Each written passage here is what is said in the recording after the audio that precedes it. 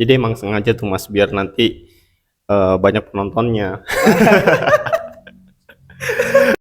2 tahun kerja nih, Iya. udah berpenghasilan, terus kemudian kepikiran untuk mondok itu gimana kisahnya Mas? Terus pernah sempat kena tampar sama guru pernah gara-gara kalimat itu.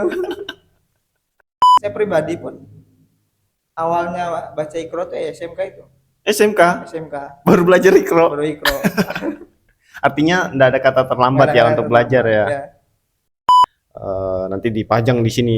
Mungkin meja ini akan lebih banyak lagi next time gitu ya.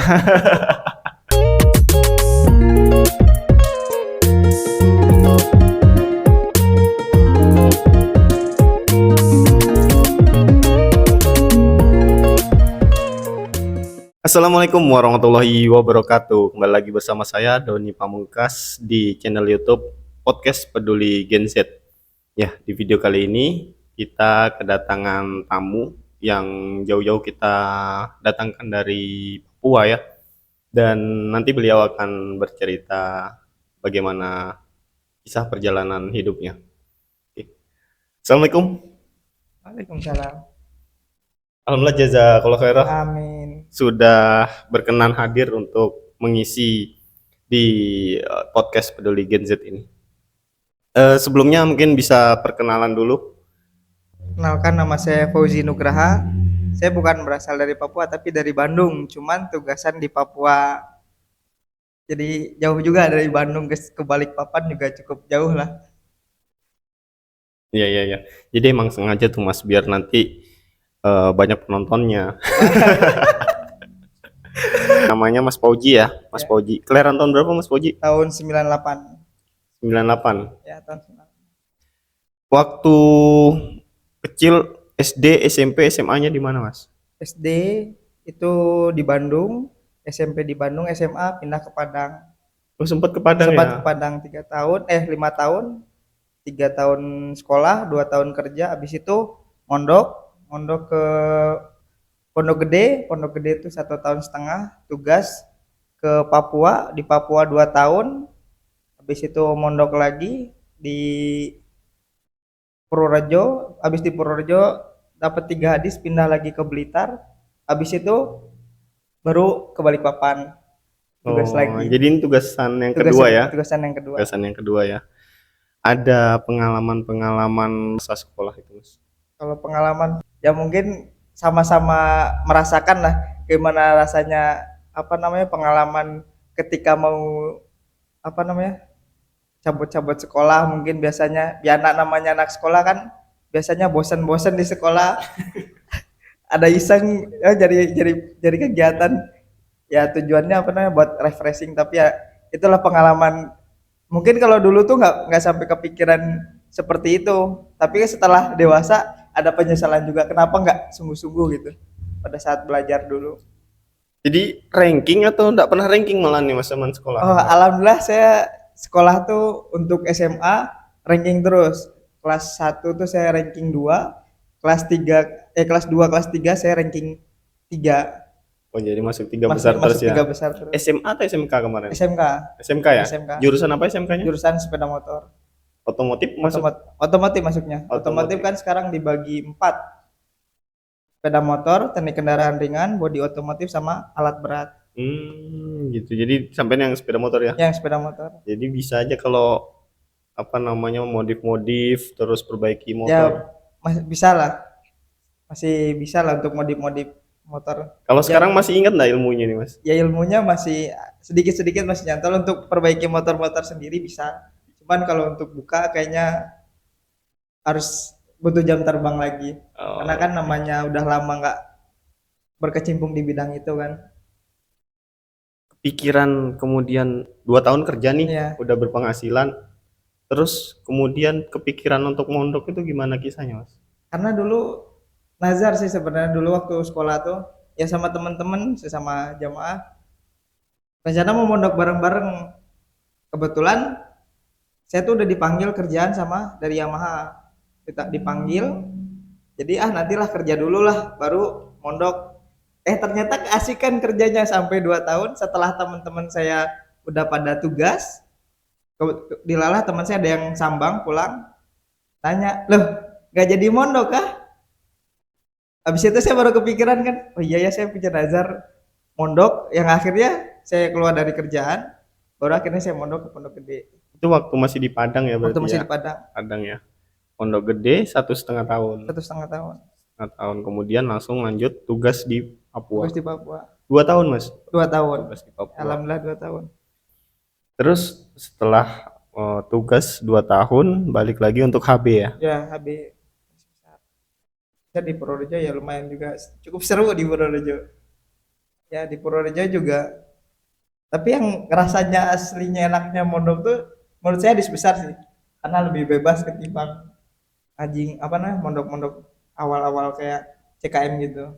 Ada target berapa lama gitu harus Kalau khatam? biasanya kalau di pondok mini itu ada berapa hari sama kayak di Kediri juga. Mungkin Bukhari, tapi mungkin sekarang jangkanya mondoknya di pondok mini sama di pondok Kediri itu sama. Jadi diratakan jadi sama-sama lamanya lah Oh, durasi waktunya ya durasinya. di Tapi sana. kalau zaman saya mondok tuh masih cepet enak. Jadi Ibnu Majah tuh masih 30 hari. Kalau sekarang udah 60 hari. Jadi Hmm. lebih enak lah, lebih cepet maknanya pun. Kalau saya tipikal yang pribadi cepet khatam, cepet cepet ini clear ya. Karena kalau mondok tuh mungkin sebulan awal tuh biasa, tapi udah mulai mulai lewat dari sebulan tuh udah mulai mulai jenuh.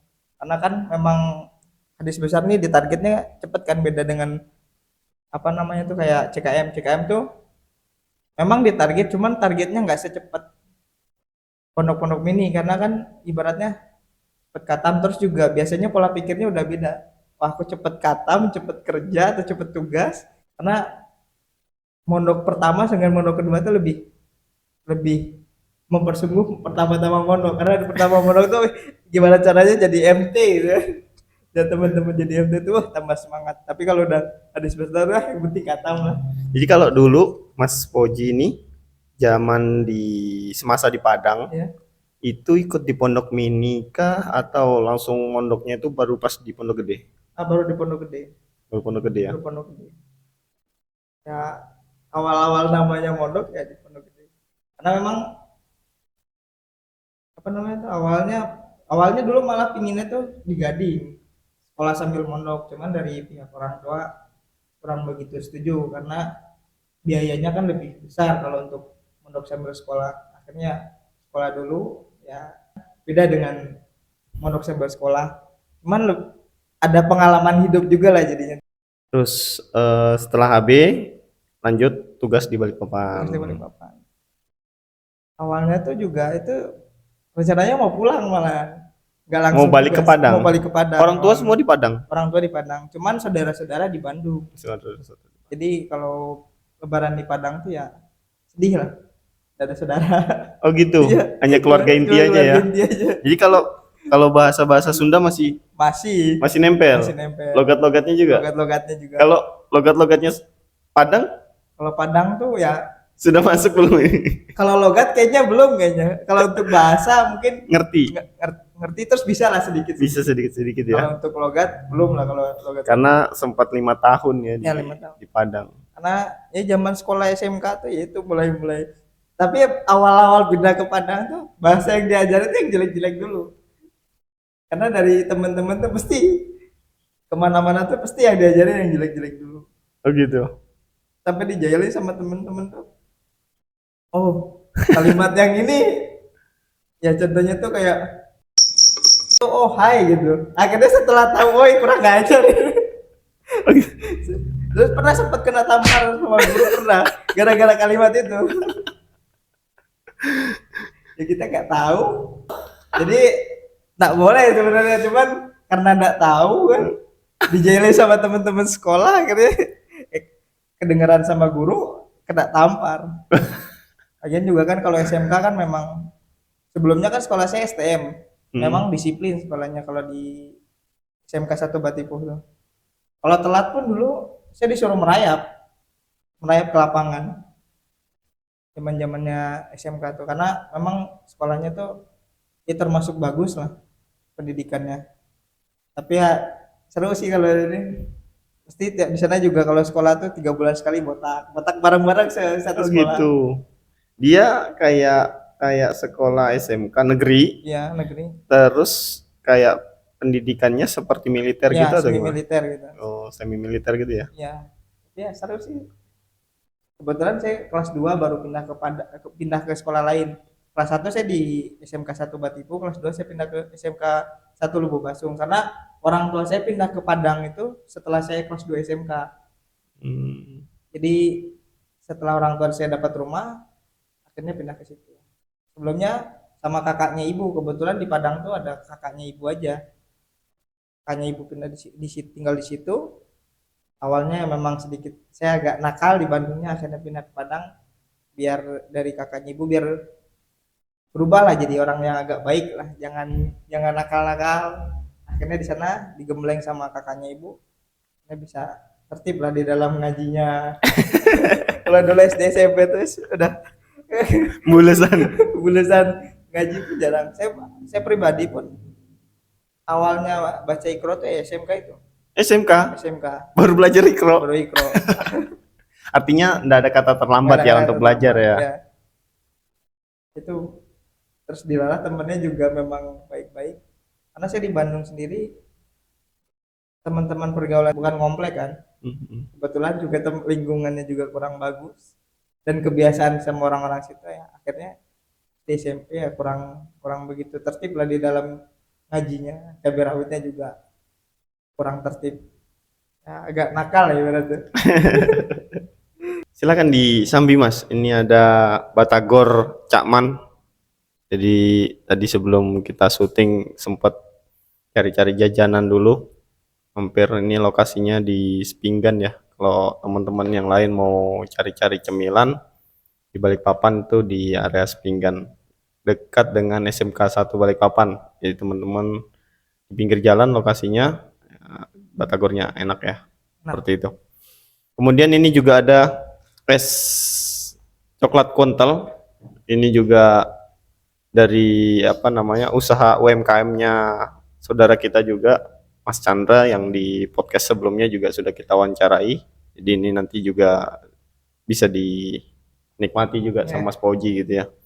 Seperti itu. Jadi teman-teman di podcast Peduli Gen Z ini kami coba untuk mengangkat usaha-usaha UMKM ya yang mungkin ada sebagian yang sudah viral, yang sudah diiklankan gitu ya. Tapi kemudian kalau misalkan di situ tidak ada apa namanya biaya untuk mengiklankan, silakan aja.